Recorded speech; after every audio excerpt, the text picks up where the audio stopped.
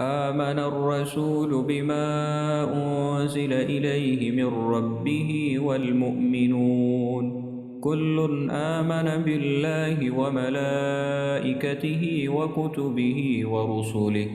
لا نفرق بين أحد من رسله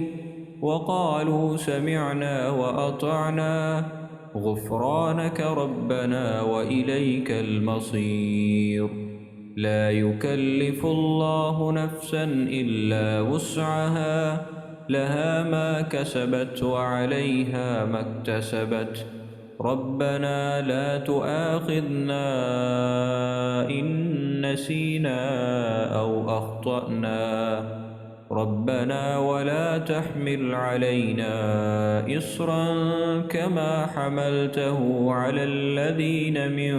قبلنا ربنا ولا تحملنا ما لا طاقة لنا به واعف عنا واغفر لنا وارحمنا أنت مولانا فانصرنا على القوم الكافرين.